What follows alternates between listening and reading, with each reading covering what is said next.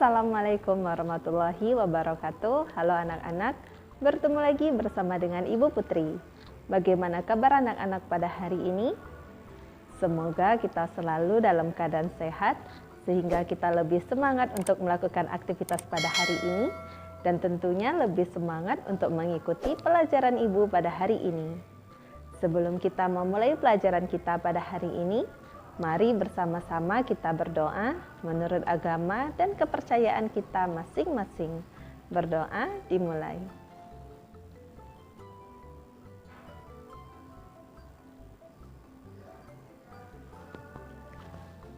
Berdoa selesai.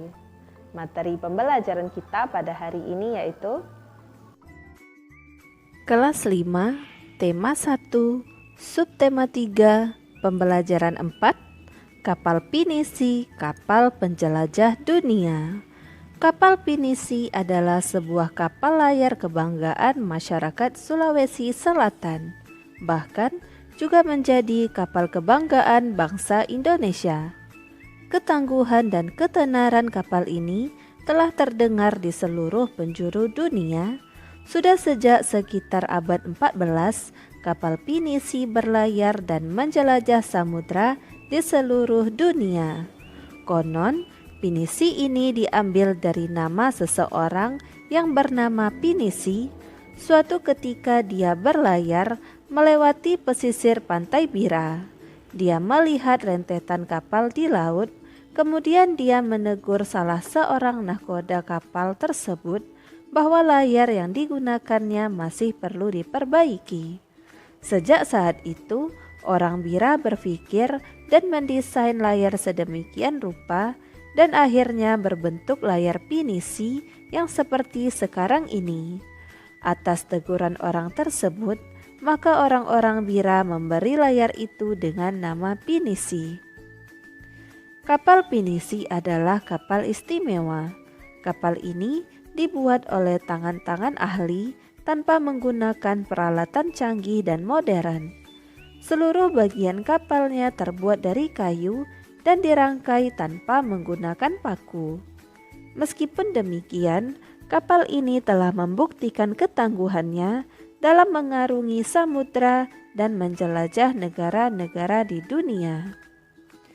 Banyak upacara atau ritual yang dilakukan dalam membuat kapal pinisi, mulai dari pencarian hari baik untuk memulai pembuatan, upacara atau ritual mengusir roh jahat saat akan menebang kayu yang akan digunakan untuk membuat kapal pinisi.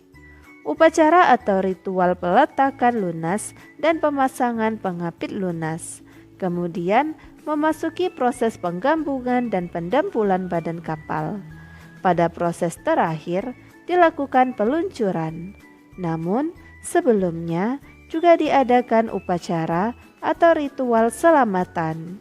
Semua upacara atau ritual itu dilakukan semata-mata untuk mengharapkan keselamatan dan kesejahteraan bagi pembuat, pemilik, dan penumpang kapal pinisi. Peluncuran kapal pinisi dilakukan pada saat air laut pasang dan matahari sedang naik. Ketika kapal sudah mengapung di laut, barulah tiang dan layar dipasang. Kapal yang diluncurkan biasanya sudah siap dengan awaknya. Adapun kepala tukang bertindak sebagai pelaksana utama. Upacara dan duduk di sebelah kiri.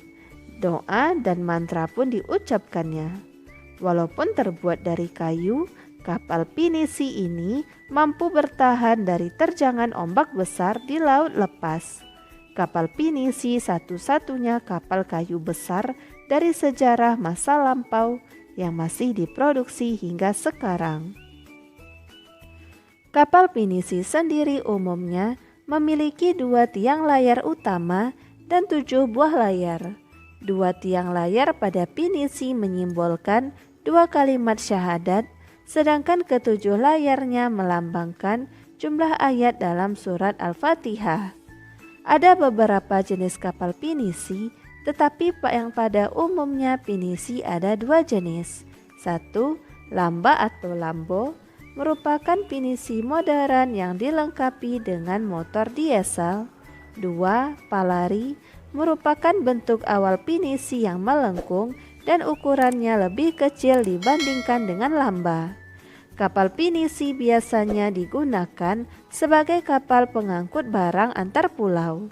Namun di era modern seperti sekarang ini, pinisi sebagai kapal barang berubah fungsi menjadi kapal pesiar mewah.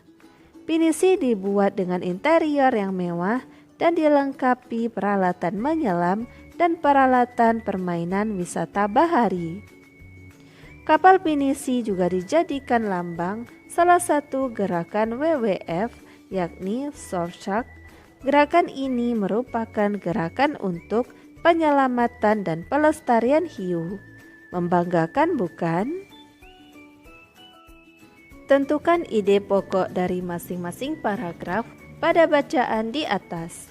Pada paragraf pertama, ide pokok yaitu kapal pinisi adalah sebuah kapal layar kebanggaan masyarakat Sulawesi Selatan. Pada paragraf kedua, konon pinisi ini diambil dari nama seseorang yang bernama Pinisi. Paragraf ketiga, kapal pinisi adalah kapal istimewa. Paragraf keempat, banyak upacara atau ritual yang dilakukan dalam membuat kapal pinisi. Paragraf kelima, peluncuran kapal pinisi dilakukan pada saat air laut pasang dan matahari sedang naik. Paragraf keenam, walaupun terbuat dari kayu, kapal ini mampu bertahan dari terjangan ombak besar di laut lepas. Paragraf ketujuh, kapal pinisi sendiri umumnya memiliki 2 tiang layar utama dan 7 buah layar. Paragraf ke-8, ada beberapa jenis kapal pinisi, namun yang pada umumnya pinisi ada 2 jenis. Paragraf ke-9, kapal pinisi biasanya digunakan sebagai kapal pengangkut barang antar pulau, namun di era modern seperti sekarang ini, pinisi sebagai kapal barang berubah fungsi menjadi kapal pesiar mewah. Dan pada paragraf ke-10, kapal pinisi juga dijadikan lambang salah satu gerakan WWF, yakni Shore. Pengaruh kondisi geografis di Indonesia sebagai negara maritim terhadap budaya masyarakat. Kondisi geografis berupa kepulauan yang terdiri atas lebih dari 13.000 dan tersebar dari Sabang sampai Merauke mengakibatkan beragamnya budaya bangsa Indonesia. Masing-masing daerah atau pulau memiliki budayanya masing-masing yang berbeda dengan daerah atau pulau yang lain. Masyarakat Indonesia terdiri atas ratusan suku bangsa yang tersebar di lebih dari 13.000 pulau. Setiap suku memiliki karakteristiknya masing-masing, salah satunya budaya. Budaya antara suku bangsa satu dengan yang lain juga berbeda-beda, seperti bahasa, adat istiadat, tradisi, sistem, kepercayaan, dan sebagainya. Ciri keragaman budaya lokal Indonesia dapat dilihat dari hal-hal sebagai berikut. 1. Keragaman suku bangsa. Nenek moyang bangsa Indonesia berasal dari Yunan, Cina Selatan. Mereka berimigrasi kemudian bercampur dengan penduduk indigenous dan Indo-Aryan dari Asia Selatan. Kemudian terus berkembang hingga membentuk suku-suku bangsa. Suku-suku bangsa di Indonesia diklasifikasikan menjadi 19 suku bangsa induk. 2. Keberagaman bahasa. Indonesia masuk ke dalam rumpun bahasa Austronesia. Rumpun ini terbagi menjadi 2 subrumpun lagi, yakni bahasa Austronesia Barat atau Indonesia atau Melayu dan bahasa Austronesia Timur atau Polinesia. Dari subrumpun bahasa tersebut masih terbagi lagi ke dalam wilayah-wilayah bahasa. 3. Keberagaman religi. Indonesia memiliki keberagaman agama atau kepercayaan. Di Indonesia terdapat 6 agama yang diakui secara resmi oleh pemerintah, yaitu Islam, Katolik, Kristen, Hindu, Buddha, dan Konghucu. Selain itu juga berkembang aliran-aliran kepercayaan. 4. Keberagaman seni dan budaya. Suku bangsa yang beragam di Indonesia tentu menghasilkan kebudayaan yang beragam pula. Salah satu wujudnya adalah kesenian, baik seni sastra, seni tari, seni musik, seni drama atau pertunjukan, seni rupa, dan sebagainya. Keberagaman budaya memberikan manfaat bagi bangsa kita. Misalnya dalam bidang bahasa, kebudayaan daerah yang berwujud dalam bahasa daerah dapat memperkaya perbendaharaan istilah dalam bahasa Indonesia. Sementara itu, dalam bidang pariwisata, potensi keberagaman budaya dapat dijadikan sebagai objek dan tujuan wisata sehingga bisa menghasilkan devisa bagi bangsa. Pemikiran yang timbul dari sumber daya di daerah-daerah bisa menjadi acuan bagi pembangunan nasional. Adapun dampak dari segi kebudayaan diantaranya ialah sebagai berikut. 1. Karena mudahnya pengaruh luar masuk ke Indonesia, maka masyarakat Indonesia lebih mengenal budaya asing. Seperti dalam bidang musik, masyarakat Indonesia lebih tahu musik luar seperti hip hop, jazz, R&B daripada lagu daerah seperti karawitan atau gambang kromong. Tidak hanya pada lagu, budaya lain seperti tari-tarian dan bahasa pun mulai luntur.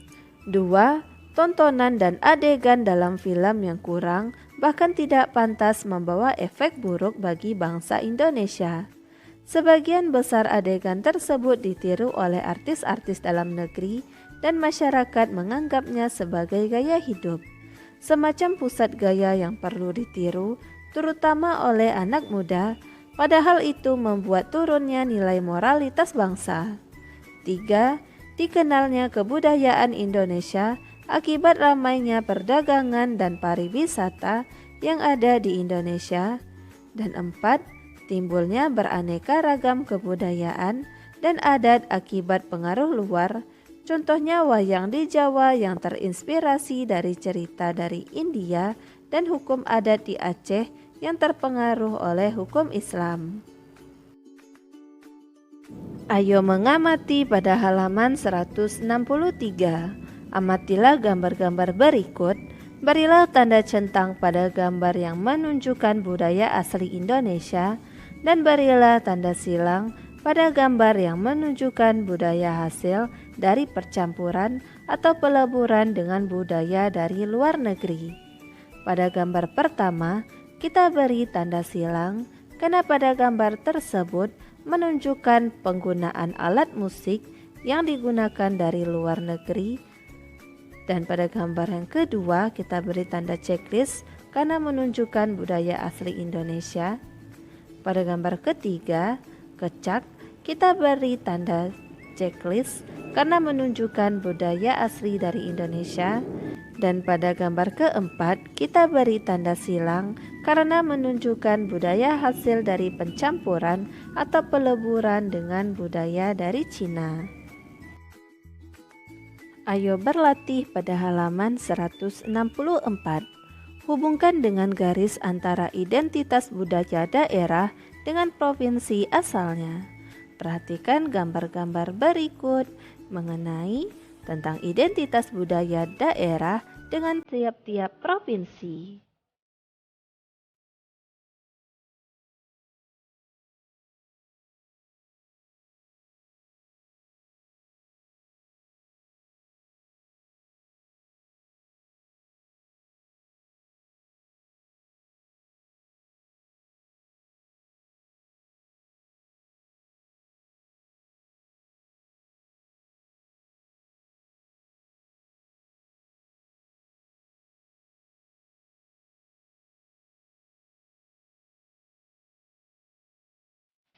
Ayo berlatih pada halaman 166. Peta di atas adalah peta jalur penerbangan antar pulau di Indonesia. Sekarang sebutkan bandara-bandara dan lapangan udara di tiap-tiap provinsi di Indonesia. Perhatikan tabel berikut.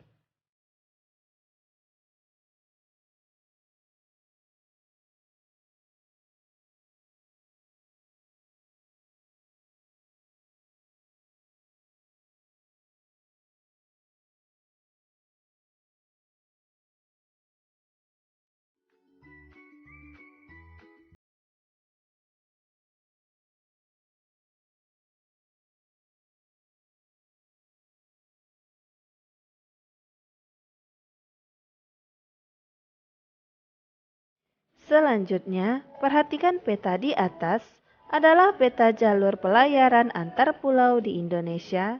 Sekarang sebutkan nama pelabuhan di tiap-tiap provinsi di Indonesia. Perhatikan tabel berikut mengenai nama-nama pelabuhan di tiap-tiap provinsi di Indonesia.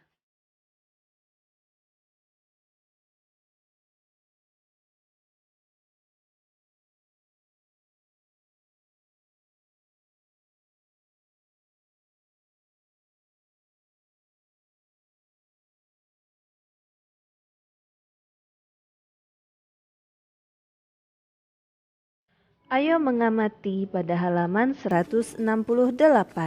Amatilah perilaku orang-orang di sekitarmu. Tuliskan contoh-contoh kegiatan pengambilan keputusan bersama yang sesuai dengan nilai-nilai Pancasila. Tuliskan pada kolom berikut. Yang pertama, lokasi atau cakupan pengamatan yaitu di sekolah. Kegiatan pengambilan keputusan bersama contohnya seperti pemilihan ketua kelas, bermusyawarah untuk penyusunan tata tertib di sekolah, khususnya tata tertib di dalam kelas. 3. Bermusyawarah dalam penyusunan kelompok piket sekolah, kelompok dalam pelajaran, dan kepengurusan kelas. 4. Rapat yang diadakan oleh organisasi dalam sekolah, seperti penyelenggaraan rapat anggota tahunan koperasi sekolah. Dan 5. Rapat pembahasan program dan kegiatan sekolah antara pihak sekolah dengan orang tua siswa. Yang kedua, lokasinya di rumah. Kegiatan pengambilan keputusan bersama yaitu 1. Musyawarah dalam menentukan tugas masing-masing setiap anggota keluarga. 2. Musyawarah dalam membuat sebuah keputusan dalam permasalahan keluarga. 3. Musyawarah dalam membuat kebijakan dalam rumah tangga. 4. Musyawarah dalam menentukan tempat liburan keluarga. Dan 5. Musyawarah dalam menentukan barang yang harus dibeli. Yang ketiga, di masyarakat. Kegiatan pengambilan keputusan bersama yaitu 1. Musyawarah menentukan ketua RT dan RW. 2. Musyawarah menentukan petugas dan jadwal ronda. 3. Musyawarah membuat pelaksanaan kerja bakti. 4. Musyawarah tentang pembangunan jalan. Dan 5. Musyawarah menentukan siapa yang berhak menerima bantuan dari pemerintah. Dan yang keempat, lokasi, bangsa, dan negara. Kegiatan pengambilan keputusan bersama yaitu 1. Musyawarah dalam sidang MPR. 2. Musyawarah dalam rapat anggota DPR. 3. Pemilihan presiden, pemilihan kepala daerah, dan pemilihan legislatif. 4. Dengar pendapat antar komisi di DPR. 5. Musyawarah tentang pembangunan nasional Indonesia. Demikianlah materi yang dapat Ibu sampaikan pada hari ini. Semoga apa yang telah Ibu sampaikan pada hari ini dapat bermanfaat untuk dirimu dan menambah ilmu pengetahuanmu. Jika dalam penyampaian materi ada tutur kata Ibu yang kurang berkenan, Ibu mohon maaf. Akhir kata, wassalamualaikum warahmatullahi wabarakatuh.